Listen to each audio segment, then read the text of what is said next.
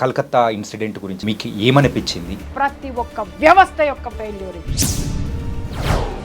చేతులు వెనక్కి విరిచేసి, కాళ్ళు వెనక్కి విరిచేసి, ఎందుకు ఆ అమ్మాయి అంత దారుణంగా చంపేశారు చెప్పమని చెప్పండి. ప్రశ్నించడం ఏమని ప్రశ్నించింది? ఈ రోజు జరిగింది ఎంతో ఉంది, కానీ చేసిన వాళ్ళల్లో కనీసం కొంచెం కూడా మిల్లీగ్రామంత మానవత్వం కూడా ఎందుకు లేదు అనంటే, ఇంత ఘోరంగా ఇంత హేయంగా జరగడానికి గల కారణం ఏదైనా కానీ ఒక పర్సనల్ రివెంజ్ అనేది ఉంటేనే కదా. పర్సనల్ రివెంజ్ ఎవడుకుంది? ఎవడైతే అసలు ఎంత పెద్ద డ్రామా జరుగుతుందంటే, ద గ్రేట్ మమతా బెనర్జీ గారు కోల్కతా ఖాళీ అని పిలిపించుకున్నావు, కానీ నిస్సిగ్గుగా ఆవిడ చర్యలు ఉన్నాయంటే ఒక ఆడదయ్యి ఉంది. Hi guys, welcome to I dream. నా పేరు చాణక్య. ప్రజెంట్ దేశంలో అట్టుడుగుతున్న టాపిక్ ఏదైనా ఉందంటే అది కలకత్తాలో జరిగిన ఒక దుర్ఘటన. అదేంటో కాదు, ఆర్జేకర్ మెడికల్ కాలేజ్లో ఒక మెడికో తనని కూడా అత్యాచారం చేసి హత్య చేసిన దుర్ఘటనతో ఇప్పుడైతే ప్రజెంట్ చాలా హీట్ ఆఫ్ ద మూమెంట్ ఉంది. మరి వీటి గురించి మరి ప్రియా చౌదరి గారు కూడా ఏమంటారో ఆవిడని అడిగి తెలుసుకుందాం. నమస్తే మ్యామ్. నమస్తే. Welcome to I dream media. Thank you. And issue గురించి ఎక్కువగా మాట్లాడకూడదు అని అనుకుంటున్న ప్రతి ఒక్కసారి కలకత్తా ఇన్సిడెంట్ గురించి అయితే దీని గురించి మాట్లాడాలి, ప్రజలకు మాత్రం ఖచ్చితంగా తెలిసి తీరాలనే ఉద్దేశంతోనే మిమ్మల్ని కూడా తీసుకొని వచ్చి ఇక్కడ కూర్చోబెట్టి ఈ ఇన్సిడెంట్ గురించి మాట్లాడించాలనుకుంటున్నాం మేడం. అసలు ఈ ఇన్సిడెంట్ విన్న తర్వాత అండ్ మీకు ఏమనిపించింది, దీని మీద మీ వ్యూస్ ఏంటో కూడా తెలియాలనుకుంటున్నాం. ఏమనిపించింది అనేది మీరు అడిగారు, చూసారు.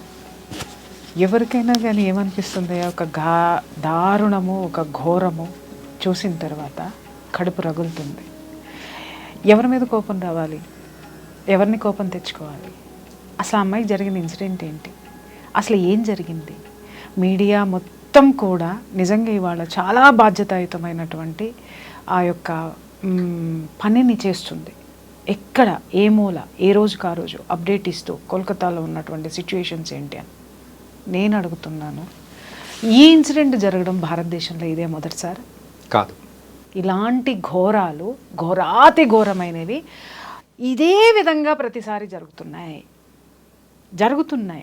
కాకపోతే ఎక్కడో ఒక సంఘటనని మనం తీసుకొని దాని గురించి మాత్రమే మాట్లాడుతున్నాం. నిత్యం ఎన్ని ఘోరాలు జరుగుతున్నాయి, ఆడపిల్లల మీద అత్యాచారాలు జరుగుతున్నాయి అనేది ఎవరు చూశారు, ఎవరు మాట్లాడుతున్నారు? ఒకరోజే జరుగుతున్నాయా? సంచలనం వచ్చినప్పుడు మాత్రమే మనం వెళ్తున్నామా? సంచలనాల వైపు మాత్రమే మనం నడుస్తున్నామా? అందుకే నేను చాలా రోజుల నుంచి ఈ విషయం మీద నేను మాట్లాడలేదు. బికాజ్ ఎందుకంటే ఒక సంఘటన జరగడం లేదు, ప్రతి గంటకి జరుగుతుంది భారతదేశంలో యువతుల మీద అత్యాచారం అనేది. ఈరోజు వయోభేదం లేదు, వావి వరుసలు లేవు. ఇంత నీచమైనటువంటి ఘోరమైనటువంటి అకృత్యాలు ఎందుకు జరుగుతున్నాయి అనేది ఏ హౌస్ వైఫ్ అయినా ఆలోచించిందా? ఏ ఒక్క గవర్నమెంట్ ఎంప్లాయీ అయినా ఆలోచించాడా? ఎక్కడ రిక్షా తొక్కుకునేటటువంటి కార్మికుడు ఆలోచించాడా? కర్షకుడు ఆలోచించాడా? శ్రామికుడు ఆలోచించాడా? ఎవ్వరు ఆలోచించారు? ఆలోచించటం లేదు. మిస్టర్, ఆలోచిస్తే ఈ అత్యాచారాలు జరగవు. మీరు అనొచ్చు, ఆలోచించినంత మాత్రాన అత్యాచారాలు ఎలా ఆగిపోతాయండి అని. ఒక్కసారి సంఘటనలోకి వెళ్ళండి. ఇవాళ అంత ఘోరమని ఎందుకు మాట్లాడుతున్నాం? ఆమె మీద జరిగినటువంటిది ఒకరా, ఇద్దరా, 10 మందా? అయ్యో ఇంకేం జరిగింది? క్రైమ్ థ్రిల్లర్ సస్పెన్స్ స్టోరీ చూసినట్టు రోజు ఇంకేమన్నా వస్తాయని. అరే, నేను చెప్తున్నాను, మనం వినేటటువంటి ప్రతి ఒక్కళ్ళకి సిగ్గు, శరం నాడి నరాన ఉన్నట్టయితే కనుక సిగ్గుపడాలి. ప్రతి ఆడది సిగ్గుపడాలి, ప్రతి పేరెంటు సిగ్గుపడాలి, ప్రతి ఒక్క మనిషి అనేవాడు కూడా సిగ్గుపడాలి. ఎందుకు అనంటే ఒక ఆడపిల్ల మీద అంత అసలు చెప్పలేనటువంటి దారుణం అన్నమాట, దుర్మార్గం, అతి హేయమైనటువంటి చర్య జరిగింది అనంటే ఆ శరీరంలో ఉన్నటువంటి పార్ట్, కళ్ళల్లో నుంచి బ్లడ్, నోట్లో నుంచి బ్లడ్, అసలు నిజంగా చేతులు వెనక్కి విరిచేసి కాళ్ళు వెనక్కి విరిచేసి అని ఇన్ని మాట్లాడుకుంటున్నామే, కొన్ని గొంతుకలు వింటున్నాను మీడియాలో, అసలు ఇలా జరుగుతుంది అని. అరే ఆ గొంతుకల వెనక అరుపులొద్దు, ఆవేదనలోకి ఒక్కసారి తొంగి చూడండి. నేను మాట్లాడుతున్నానది ఆవేదనతోటే. నేను ఇన్ని రోజులు నోరెత్తలేదు. అంత పైశాచికంగా ఒక మనిషే చేశాడు. ఎవడా మనిషి? ఇవాళ మనం ఒకరోజు ఒక కానిస్టేబుల్ని బయటకు పట్టుకొని వచ్చారు, అదే వాడెవడు వాలంటరీ పోలీసింగ్ని పట్టుకొని వచ్చారు. ఆ తర్వాత 2 రోజులు గడిచిన తర్వాత ప్రిన్సిపల్ని అరెస్ట్ చేశారు. ఆ తర్వాత 2 రోజులు గడిచిన తర్వాత ఇంకెవరు వస్తారో అనే సస్పెన్స్ థ్రిల్లర్ కింద మనం చూస్తున్నాము తప్ప, నేను చెప్తున్నాను అంత క్రూరము నీచము చేసింది ఒక మనిషే కదా. 10 మంది చేయని, ఒక్కళ్ళు చేయని, ఎంతమంది అయినా సరే చేయని హ్యూమన్ బీయింగ్ చేశాడు అక్కడ. కానీ వాడిలో హ్యుమానిటీ లేదు, చచ్చింది. ఏ చర్యల వల్ల చచ్చింది, ఎందుకంత దారుణంగా చచ్చింది అనేది ఎవడెంతమంది ఆలోచించాడు? అది నాకు చెప్పండి. ఎలా చేశారు అని మాట్లాడుతున్నారు. అలా చెయ్యడానికి వాళ్ళలో అంత రాక్షసత్వం రావడానికి ఏ కారణమో, ఎవడు కారణం అంటే నువ్వు, నేను, మీడియా, భారతదేశంలో ఉన్నటువంటి పరిపాలనా వ్యవస్థ, రక్షణ వ్యవస్థ, పోలీసు యంత్రాంగం, ప్రతి ఒక్క వ్యవస్థ యొక్క ఫెయిల్యూర్ ఇది. ఎక్కడి నుంచి వచ్చింది అంత రాక్షసత్వం ఒక మనిషిలో? ఎలా వచ్చింది? కనీసము మన తల్లి అయినా సరే, అతి దుర్మార్గుండైనా సరే, ఒక చెంప దెబ్బ కొట్టంగానే తల్లి మనసు కదా అమ్మో అని అనుకుంటుంది. కానీ ఆ కొడుకు చేసినటువంటి తప్పిదానికి ఆ యొక్క పశ్చాత్తాపం కోసం ఆవిడ వెయిట్ చేస్తుంది. అలాగే ఒక దుర్మార్గుండైనా సరే, మనం 4 దెబ్బలు కొట్టిన తర్వాత 5వ దెబ్బకి చచ్చిపోతాడని మనలో ఒక మానవత్వం అనేది వస్తుంది. కానీ చేసిన వాళ్ళల్లో కనీసం కొంచెం కూడా మిల్లీగ్రామంత మానవత్వం కూడా ఎందుకు లేదు అనంటే, వాడి శరీరంలో వాడు తీసుకున్నటువంటి మత్తు పదార్థాల యొక్క ప్రభావం అది. మీకు తెలుస్తుందా? స్కూల్స్ దగ్గర నుంచి నిన్న మొన్న చూసాం సెలబ్రిటీస్ ఈవెంట్స్ వరకు కూడా డ్రగ్స్. ఎలా చూస్తున్నాము? భూతం కాదు, ఇంకా ఏదైనా ఒక పేరు పెట్టండి, డిక్షనరీలో వెతికి పెట్టండి. భూతం అంటే భూతానికి కనీసం వైద్యం ఉంది, కానీ దీనికి వైద్యం ఎక్కడ లేదు. దీని కూకటి వేళ్లతో సహా పెకిలించే ధైర్యం కానీ, పెకిలించే సామర్థ్యం మన యొక్క పాలనా యంత్రాంగానికి లేదా? దీనిని పారద్రోలేటటువంటి ఆ యొక్క వ్యతిరేకత కానీ, ఉద్యమం కానీ, ఆ బలమైనటువంటి ఆకాంక్ష కానీ జనంలో లేదా? ప్రతి ఒక్కడు పిరికివాడిలాగా ఎందుకు బతుకుతున్నాడు? మనది ఒక బతికేనా? శ్రీశ్రీ గుర్తొస్తున్నాడు. కుక్కల వలె నక్కల వల్ల మనది ఒక బ్రతికేనా? సందులలో పందుల వలె బ్రతుకు వ్యధ, చదువు వృధా, మనమంతా గానుగులం పీనుగులం అని చెప్పేసి అని మాట్లాడాడే. ఇది వాస్తవం, నిజం ఇదే. ఎంత చదువుకున్నామో, లక్షల ప్యాకేజీలు తెచ్చుకుంటున్నామో, బాహాటంగా కార్లు చూడండి. ఇవాళ భారతదేశంలో చూస్తే మనిషి నడవడానికి ప్లేస్ లేనంత కార్ల విలాసవంతమైనటువంటి జీవితాల్లో మనం ఉన్నాం. కానీ ఇక్కడ మానవత్వం అనేది అటువంటిది కోల్పోయాం. మనిషిమి అనేటటువంటి మర మనుషులమైపోయాము. మరలతోటి మనం అంతా కూడా ఆ యొక్క దాన్ని ఏమంటారు, సహచర్యం చేసుకుంటూ ఆ యొక్క దీన్ని కూడా మనలో పెట్టేసుకున్నాం. ఎవడికి ఎవడు పట్టదు. వాడు నువ్వు కారు కొనుక్కున్నావంటే నేను డబల్గా ఇంకేం కారు కొనుక్కోవాలని ఆలోచిస్తున్నావు. లేదు నువ్వు ఒక బిల్డింగ్ కొన్నావనంటే నీకంటే గొప్పగా నేను ఎలా సంపాదించాలి, ఆ సంపాదన ఎలాగైనా సంపాదించాలి. ఇక్కడ కోల్కతాలో జరిగినటువంటి విషయం కూడా ఎందుకు అమ్మాయి అంత దారుణంగా చంపేశారు చెప్పమని చెప్పండి. ప్రశ్నించడం వల్ల. ఏమని ప్రశ్నించింది? నీకు నాకు లేనటువంటి ధైర్యమో, ఎవ్వడికి లేనటువంటి ధైర్యం, ఒక మగాడికి లేని ధైర్యం, ఒక పోలీసు యంత్రాంగం అరికట్టలేనటువంటి ఆ యంత్రాంగంలో లేనటువంటి నిబద్ధత, నిజాయితీ, గుండె ధైర్యం ఒక ఆడపిల్లలో వచ్చింది.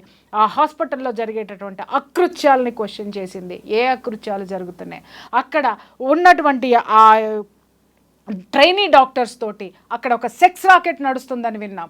మాదక ద్రవ్యాలు, మత్తు పదార్థాలు భయంకరంగా అక్కడ బిజినెస్ జరుగుతుందని విన్నాం. ఆ బిజినెస్ని ఆ అమ్మాయి ఎప్పటికప్పుడు కూడా అక్కడ జరిగేటటువంటి వాటిని క్వశ్చన్ చేసింది. ఎందుకు క్వశ్చన్ చేసింది మాస్టర్? ఎందుకు క్వశ్చన్ చేసింది? నేను మనిషిని, ఈ అకృత్యం నా చుట్టూ జరగకూడదు. నేను ఒక వైద్యం చేసేటటువంటి వైద్యురాలిని, సమాజంలో ఇలాంటివి జరగకూడదు అని సామాజిక బాధ్యత. అమ్మాయిలో ఉన్నదేంటి? సామాజిక సామాజిక బాధ్యత. నిజంగా చెప్తున్నాను, ఆ వైద్యురాలు కాబట్టి ఆమె ఆలోచించింది ఇది మానసిక రుగ్మతలు ఇవన్నీ కూడాను. శారీరక రుగ్మతలు మానసిక రుగ్మతలు రెండూ కలిస్తే ఇవాళ అమ్మాయికి జరిగినటువంటి చర్య ప్రతి ఇంట్లోనూ ప్రతి ఒక్క ఒంట్లోకి వచ్చి చేరుతుందని అమ్మాయి ఆందోళన చెందింది కాబట్టి ప్రతిదానికి ఖండించింది, ప్రతిదాన్ని ప్రశ్నించింది. ఇక్కడ నేను ఒక్క విషయం నేను అడుగుతున్నాను, ప్రశ్నించినంత మాత్రాన ఆ అమ్మాయిని అంత భయంకరంగా చంపేశారు, ఇది వాస్తవం. ప్రశ్నించకూడదు అని మనం ఈ రోజు నుంచి నోళ్ళు మూసేసుకుంటాం. మన పిల్లలందరికీ తల్లులు చెప్పేస్తారు, ఒరే ఏం జరిగినా నోరు మూసుకొని కూర్చో, అమ్మా నీకేం జరిగినా నువ్వు పట్టించుకో మాకు, నువ్వు కళ్ళు మూసుకొని చూస్తావు అని అంటున్నావు. ప్రతి తల్లి నేను చెప్తున్నా, నువ్వు పంపించేటటువంటి నీ బిడ్డని చదువుకి పంపించేటటువంటి ఇన్స్టిట్యూషన్స్ అన్నీ ఆల్మోస్ట్ ఇలాగే ఉన్నాయి. నీ బిడ్డ ప్రశ్నించకూడదు, నువ్వు ప్రశ్నించకూడదు, కానీ రేపొద్దున ఇవాళ అమ్మాయి ప్రశ్నించినందుకు జరిగిందని మనం మాట్లాడుకుంటున్నామే, రేపొద్దున పక్కన ఉన్న వాళ్ళకు కూడా ఈ జాడ్యం అంటుకుంటుంది, అలాగే ఇది వచ్చి చేరుతుంది అనేటటువంటి ఆలోచన ప్రతి తల్లికి ఎప్పుడైనా వచ్చిందా? రావాలి, వచ్చి తీరాల్సిన అవసరం ఉంది. ప్రతి ఒక్క తండ్రి పెద్ద కాలేజీలు ఎక్కడున్నాయి, పెద్దవి ఎక్కడున్నాయి, ఎక్కడ అదేంటి ఎంత పెద్ద డొనేషన్లు కట్టేసేసి కాలేజెస్లో జాయిన్ చేస్తున్నారు, స్కూల్స్లో జాయిన్ చేస్తున్నారు. ఎన్నో ఎపిసోడ్స్లో నేను వెతుకున్న స్కూల్ పిల్లల బ్యాగుల్లో మత్తు పదార్థాలు ఉంటున్నాయి, డ్రగ్స్ ఉంటున్నాయి, సిగరెట్స్ ఉంటున్నాయి, దాన్ని ఏమంటారు వీడు ఉంటుంది. ఇవన్నీ దయచేసి మీరు చెక్ చేయండి. ఇవాళ చిన్న పిల్లల బ్యాగుల్లో వస్తుంది. ఇంకొక ఘోరమైనటువంటి విషయం చెప్పమంటారా, 9th 10th క్లాసు పిల్లలు, మగ పిల్లలు అడల్టరీకి వెళ్తున్నారు. మీకు ఆ సంగతి తెలుసా? మీకు ఎవరికైనా ఎందుకు వెళ్తున్నారు అని ప్రశ్నించండి బాస్. ఎందుకు వెళ్తున్నారు అని అంటే ఇలాంటివి వాళ్ళ శరీరంలోకి వెళ్ళి వాళ్ళ హార్మోన్స్ కంట్రోల్లో ఉండడం లేదు. ఇవాళ చూడండి, నిజంగా సమాజానికి తెలియనటువంటి నిజాలు వాస్తవాలు ప్రతి పేరెంట్ తెలుసుకొని చావండి. ఎందుకంటే మీరు సంపాదించే లక్షలు కోట్లు తీసుకెళ్ళి ఎవరికి పోస్తున్నారు? అరే మీ పిల్లల్ని మీరు పట్టించుకోలేనంతగా, పిల్లల్ని సంస్కరించుకోలేనంతగా, ఒక భావి భారత పౌరుణ్ణి తయారు చేసేటువంటి సంస్కారం లేనటువంటి సంపాదనని మనం తీసుకొని ఈరోజు చంపినటువంటి 60 మందా 10 మందా 2 ముగ్గురా అని అంటున్నారే, ఆ ముగ్గురులో రేపొద్దున మన కొడుకు ఉండబోతున్నాడు. ఈ దౌర్జన్యానికి గురైనటువంటి ఆ ఆడపిల్ల ఎవరైతే ఉందో, ఆడపిల్లలో మన ఆడపిల్ల ఏమన్నా ఉంటుందేమో ఒక్కసారి ఆలోచించాల్సినటువంటి అవసరం ప్రతి గుండెకి ఉంది, ప్రతి తల్లిదండ్రులకి ఉంది. ప్రతి తల్లిదండ్రులు ఆలోచించి తీరాలి. ఈ రోజు ఉద్యమాలు ఉన్నాయా ఎక్కడైనా, ఏ రాష్ట్రంలోనైనా? ఉద్యమాలను జరగనివ్వట్లేదు. ఒకప్పుడు ఎందుకు జరిగాయి మిస్టర్, ఇప్పుడు ఎందుకు జరగనివ్వడం లేదు అనంటే ఎవడికి తీరిక లేదు ఉద్యమాలు చేసే తీరిక, ఎవడికి పక్కవాడి గురించి పట్టించుకునే తీరిక లేదు, ఎవడికి సమాజం గురించి ఆలోచించాల్సిన అవసరమే లేదు. ఎప్పుడు వీడికి ఒక గగ్గోలెత్తుతాడో తెలుసా? నా ఇంట్లోకి వచ్చినప్పుడు. ఈరోజు నా దగ్గరికి చాలా మంది ఫ్యామిలీ కౌన్సిలింగ్ వస్తున్నారు. ఏమండి ఇంత జరుగుతున్నా మా బంధువులు పట్టించుకోవట్లేదండి. నువ్వు ఎప్పుడైనా పట్టించుకున్నావా నీ బంధువుల్ని? ఏమండి ఇంత జరుగుతున్నా మా పక్కింటి వాళ్ళే నన్ను ఇలా చేస్తున్నారండి. సమాజంలో ఇది వేళ్ళు వండుకున్నప్పుడు ఎప్పుడైనా నువ్వు నోరు తెరిచావా? నీ దగ్గరకు వచ్చినప్పుడు మాత్రం సమాజం కావాలి, నీ దగ్గరకు వచ్చినప్పుడు మాత్రం బంధువులందరూ కావాలి. బట్ నువ్వు చేయాలనుకున్నప్పుడు సమాజం అక్కలా, బంధువులు అక్కలా, నీ నెక్లెస్ నీకు కావాలి, నీ కారు నీకు కావాలి, నీ విలాసాలు నీకు కావాలి, నీ స్వార్థం నీకు కావాలి, నీ కొడుకు మాత్రమే ఉండాలి, నీ కూతురు మాత్రమే ఉండాలి. సింపుల్గా చెప్పాలంటే సామాజిక బాధ్యతను మొత్తం కోల్పోయి కేవలం స్వార్థంతోనే ముందుకెళ్తున్నారు తప్ప మానవత్వం అనేది లేకుండా వెళ్ళిపోతున్నారు. 100% నేను చెప్తున్నా. మీకు చాలా మంది అడుగుతున్నారు సామాజిక బాధ్యత ఎందుకు ఉండాలని. అరే సమాజంలో నీతి ఉంటేనే నువ్వు బతుకుతావు ప్రాణాలతో. ఆ నీతిని నువ్వు ఏది పెంపొందిస్తావో, నువ్వు ఏది సమాజానికి ఇస్తున్నావో అది రేపొద్దున వచ్చి నీ ఇంట్లో కూర్చుంటుంది. నువ్వు దౌర్జన్యాన్ని ప్రోత్సహించావు, నాకెందుకులే అని మూసుకొని పిరికి బందలాగా లోపల కూర్చున్నావా? ఆ యొక్క దౌర్జన్యం పెరిగి పక్కింటి వాడికి దగ్గరకు వచ్చింది, ఊళ్ళోకి వచ్చింది, పక్క రోడ్లోకి వచ్చింది, పక్కింట్లోకి వచ్చింది, నీ ఇంట్లోకి వస్తుంది. నెక్స్ట్ నువ్వే టార్గెట్. అది నీ వరకు రాదు అని మాత్రం దయచేసి ఆలోచించకండి. పిచ్చి జనాలు, పిచ్చి కథలు, పిచ్చి వ్లాగ్స్. నిజం చెప్తున్నాను కదా, ఈ సోషల్ మీడియా వచ్చిన తర్వాత జ్ఞానం ఎంత ఉందో అజ్ఞానం 10 ఉంది. దానిలో విచ్చలవిడితనం ఉంది. ఎవడు ఎంత నీచంగా పోస్టులు పెడితే, ఎవడు ఎంత నీచంగా మాట్లాడితే, నిన్నగాక మొన్న కూర్చున్న ఒక దరిద్రమైనటువంటి విషయం అన్నమాట. ఒక ప్రజాప్రతినిధి ఒక అక్రమ సంబంధం పెట్టుకుంటే వాళ్ళను కూర్చోబెట్టి రోజుల తరబడి ఇంటర్వ్యూలు, ఒక అమ్మ సిగ్గుపడుద్ది, ఒక అమ్మ ఆవేశపడుతుంది, ఒకడేమో ఆవేశపడాలో సిగ్గుపడాలో అర్థం అర్థం కాక దేభ్యం ముఖం వేసుకొని వాడి సమాధానాలు చెప్తున్నాడు. ఈ దౌర్భాగ్యాన్ని సమాజం మీదకి పెట్టేటటువంటి వాళ్ళకి ఏమన్నా సామాజిక బాధ్యత ఉందా? ఇది సమాజాన్ని భ్రష్టు పట్టించేదా? ఒక వార్త వేసి తీసి అవతల అది వాళ్ళ కుటుంబ విషయం. కుటుంబ విషయాన్ని రోడ్డుకి ఇచ్చుకున్న తర్వాత ఏది చెప్పాలి, ఎవరి తరపున నిలబడాలి మీడియా? సమాజంలో ఇది ఎలాంటి దౌర్భాగ్యమైనటువంటి సిచ్యుయేషన్స్ తీసుకెళ్తుంది, కుటుంబ బంధాలని ఎలా విచ్ఛిన్నం చేస్తుందని మాట్లాడుకోవడం మానేసి అలా మాట్లాడారా, మీరు ఏం పాట పాడారు, మీరు ఏ కన్ను గీటారు, మీరు ఎక్కడ పట్టుకున్నారు, మీరు పడుకున్నారా లేదా, ఇంత నీచమైనటువంటివి మాటలు మాట్లాడుకుంటూ ఇదే ధోరణిని పెంచుకుంటూ పోతున్నారంటే ఇవే జరుగుతాయి మిస్టర్. అడిగి ఎందుకు జరిగింది ఈ అమ్మాయికి అనంటే మనమంతా అక్రమ సంబంధాలు ఎలా ఉన్నాయి, అవి అక్రమ సంబంధాలు కాదు, వీడు గొప్పగా బతికేస్తున్నాడు, నాకొక వీడియో కావాలి, నాకొక ఎపిసోడ్ కావాలి అని చెప్పేసి అని పుంకాలుగా తీసి అవతల బారేసి మనం మాట్లాడుతుంటే ప్రశ్నించే గొంతుక ఒక్కటే అయిపోయింది అక్కడ. ఈ గొంతుకలన్నీ దేని చుట్టూ తిరుగుతున్నాయి? నా వ్యూస్ ఎలా వస్తాయి? అక్రమ సంబంధాల మీద వస్తాయి, పోర్న కంటెంట్ మీద వస్తాయి, లేకపోతే ఇంకేదన్నా దాష్టికాలు చేస్తే వస్తాయి, ఇంకేంటి బెట్టింగ్ యాప్లు చేస్తే నాకు డబ్బు వస్తాయి. ఇలాంటి అరాచకాలు పెంపొందిస్తుంటే బెట్టింగ్ యాప్లు ప్రమోట్ చేసే వాళ్ళని కూడా స్టూడియోల్లో కూర్చోబెట్టి హీరోలుగా చూపించినంత కాలం, ఈ దౌర్భాగ్యం నడిచినంత కాలం ఆ బెట్టింగ్లో వచ్చేటటువంటి మనీ ఎక్కడికి వెళ్తుంది బాస్? ఎవరి చేతుల్లోకి వెళ్తుంది? ఎవరు నడుపుతున్నారు దాన్ని నిలబెట్టుకోవడానికి అక్కడ ఎన్ని దౌర్జన్యాలు ఉన్నాయి. దాన్ని కంట్రోల్ చేయట్లేదు ప్రభుత్వం. ఎందుకు కంట్రోల్ చేయట్లేదు? ఇవన్నీ కూడా ఒకదానికొకటి ప్రపంచం మొత్తం డబ్బు వెనక పడుతుంది. ఎవ్వరూ కూడా ఆ అమ్మాయి వెనక లేరు. చట్టం లేదు, కేవలం న్యాయస్థానం మాత్రమే ఉంది.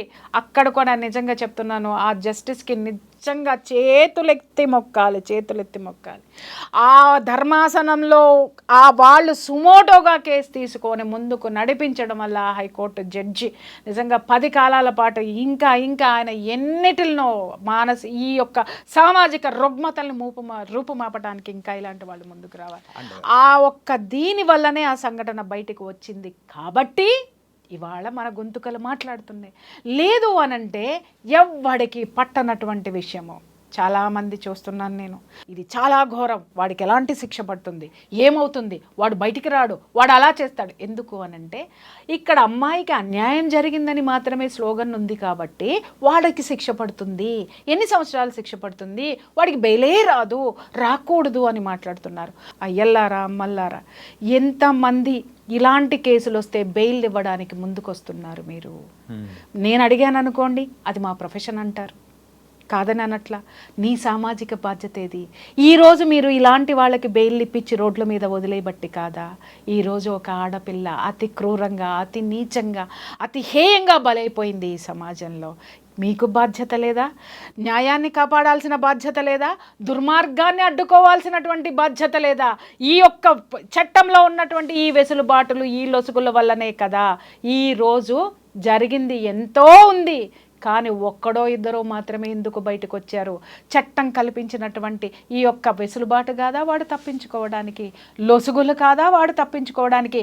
ఆ లొసుగుల్ని సమాజానికి 1కి 10 సార్లు చెప్పేటటువంటి సోకాల్డ్ వాళ్ళు కాదా? చెప్పండి. కాపాడాల్సినటువంటి వాళ్ళు ఎటువైపు వాదన మనకి ఉండాలి? నేను ఇక్కడ ఎవరిని కించపరచడం లేదండి, మనోవేదనతోటి చెప్తున్నాను. ఏది డ్రగ్ ప్లడ్లర్స్ ఉన్నారు, వాళ్ళకి బెయిల్స్ ఇవ్వడంలో నంబర్ 1. ఆయన అడిగాను నేను, ఎందుకండి మీరు ఇలా వీళ్ళకి ఎందుకు ఇలా చేస్తున్నారు? ఇది మళ్ళీ సమాజంలోకి వీళ్ళని తీసుకురావడం వల్ల వాడు ఊరుకోడు, మళ్ళీ ఇదే బిజినెస్ చేస్తాడు. సమాజానికి చేటు కాదా? సమాజానికి మీరు చేస్తున్నటువంటి ఒక మైనస్ కాదా అని చెప్పేసి అని నేను అడిగితే ఎంత చక్కటి సమాధానం చెప్పారో, నవ్వాలో ఏడవాలో నాకు అర్థం కాలేదు. ఏంటి అని అంటే, మనం ఇవ్వకపోతే ఇంకొకళ్ళు ఇస్తారండి. ఏం సమాధానం చెప్పాలి చెప్పండి? సామాజిక బాధ్యత, న్యాయం వైపు ఉంచండి. ప్రతి ఒక్కడి వైపు న్యాయం ఉండాలి, కానీ మీకంటూ న్యాయం ఉండద్దా? మనస్సాక్షి ఉండద్దా? ప్రొఫెషన్ అని పట్టుకుపోతుంటే ఇవాళ డ్రగ్ అమ్మేటోడు కూడా ఒక పెద్ద ప్రొఫెషనలిస్ట్. ఆ వాడిని ఎందుకు మీరు తప్పు పడుతున్నారు? వాడికి శిక్ష పడుతుందని ఎందుకు చెప్తున్నారు? మరి వాడిని బయటికి తీసుకొచ్చే వాళ్ళు ఎవరు? వాళ్ళని కాపాడే రాజకీయ పార్టీలు, రాజకీయ నాయకులు. ఇవాళ మొత్తం అంతా కూడా కోల్కతాలో ఏం జరుగుతుంది? అసలు ఎంత పెద్ద డ్రామా జరుగుతుందంటే, ద గ్రేట్ మమతా బెనర్జీ గారు, ఆవిడే హోంమంత్రి, ఆవిడే చీఫ్ మినిస్టర్, హోంమంత్రి, వైద్య శాఖ మంత్రి. ఆవిడ అదంటే ఒక సామెత ఉంది, ఉల్టా చోర్ కొత్వాల్కో డాటే అని. దొంగ పోలీసుని దొంగ అని చెప్పేసి అని వెనకబడి కొట్టినాడంట. ఆ విధంగా ఏమైపోయిందంటే ఈవిడ ముఖ్యమంత్రి సీట్లో కూర్చుంటేనో, లేకపోతే హోమ్ మినిస్టర్ సీట్లో కూర్చుంటానో, ఆరోగ్య శాఖ మంత్రి సీట్లో కూర్చుంటేనో ఎక్కడ ఈ విషయం మీద చర్యలు తీసుకోవాల్సి వస్తుందో, పొరపాటున న్యాయం చేయాల్సి వస్తుందో అనేది ఆ కుర్చీ గబక్కన దిగేసి రోడ్డు మీద పడిపోయి ఆవిడ ఉద్యమాలు చేస్తుంది. నాకు అర్థం కాక అడుగుతాను, మిస్టర్ దీదీ, కోల్కతా ఖాళీ అని పిలిపించుకున్నావు, కానీ కాగితపు ఖాళీ. నేను చెప్తున్నాను, నలుపు రంగు పూసుకున్నటువంటి అనైతికమైనటువంటి ఆ యొక్క పరిపాలన, అవినీతి పరిపాలన పూసుకున్నటువంటి, నలుపు రంగు పూసుకున్నటువంటి మనిషిగా ఈరోజు నువ్వు కనిపిస్తున్నావు జనాలందరికీ కూడా.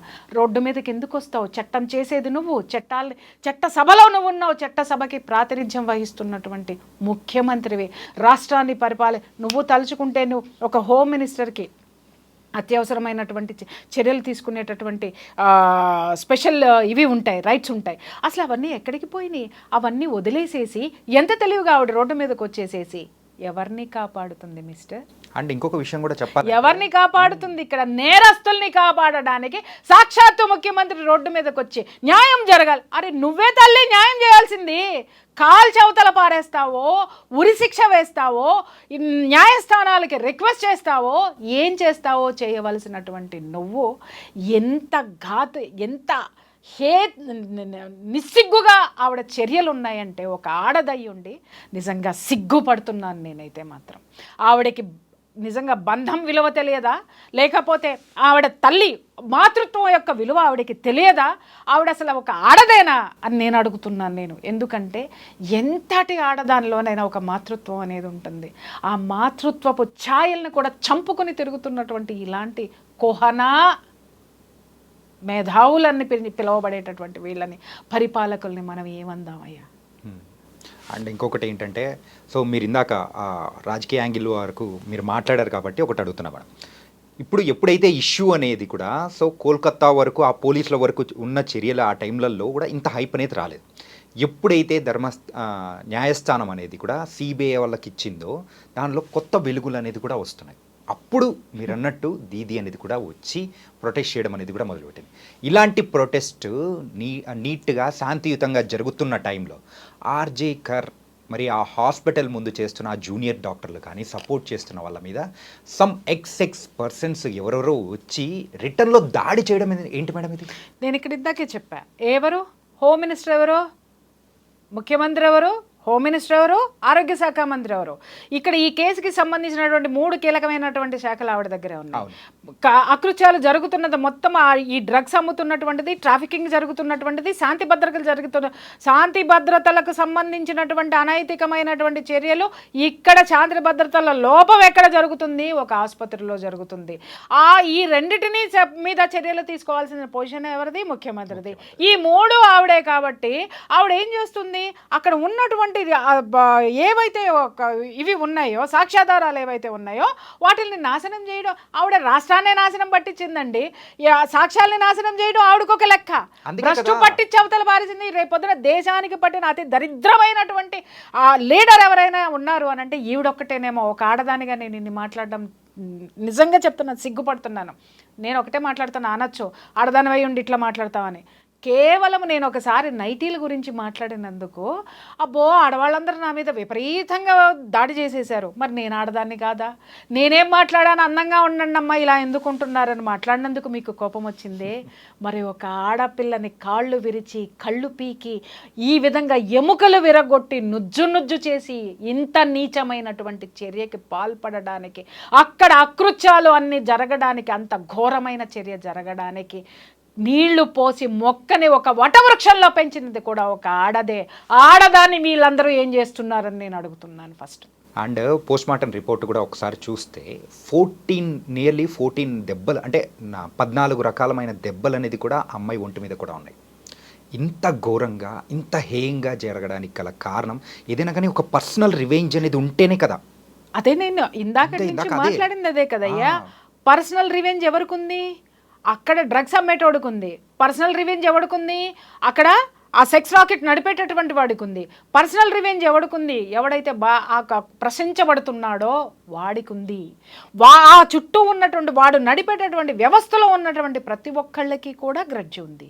కాబట్టి వీళ్ళందరూ కలిసి పన్నినటువంటి పన్నాగంలో ఆవిడ బలి అయిపోయింది, ఆ అమ్మాయి బలి అయిపోయింది. ఈరోజు ఆ అమ్మాయి మనందరి కోసం పోరాడి చనిపోయింది. మనందరి కోసం ఈ సమాజం ఇలా ఉండకూడదు, ఈ సమాజం డ్రగ్స్ లేకుండా ఉండాలి, ఈ సమాజంలో ఆడపిల్లల్ని స్వంత లాభాల కోసం శారీరకంగా వాడుకుంటున్నారు, లైంగికంగా వాడుకుంటున్నారు అని చెప్పి ఎదిరించినటువంటి ధీర వీర వనిత ఆ పిల్లండి. మ్యామ్, న్యాయం జరుగుతుంది ఖచ్చితంగా, ఇంత పెద్ద అటెన్షన్ అనేది వచ్చింది, ప్రతి ఒక్కరు కూడా దీనికి న్యాయం జరగాలని వీ వాంట్ జస్టిస్ అంటూ ఉన్నారు. ఇదంతా బాగానే ఉంది. యాజ్ ఎ ఫ్యామిలీ కౌన్సిలర్గా సో మనం కూడా కొన్ని ఇలాంటి సమయంలో వింటూ ఉంటాం. సో కూతుర్ని పెంచడమే కాదు, కొడుకును కూడా పెంచడం అనేది కూడా మీరు నేర్పించాలి అని చెప్పేసి అంటూ ఉన్నారు. ఇలా కొడుకును పెంచేటప్పుడు సో తర్వాత తరానికి తల్లిదండ్రులు ఎలాంటి జాగ్రత్తలు చెప్పి పెంచితే బాగుంటుంది?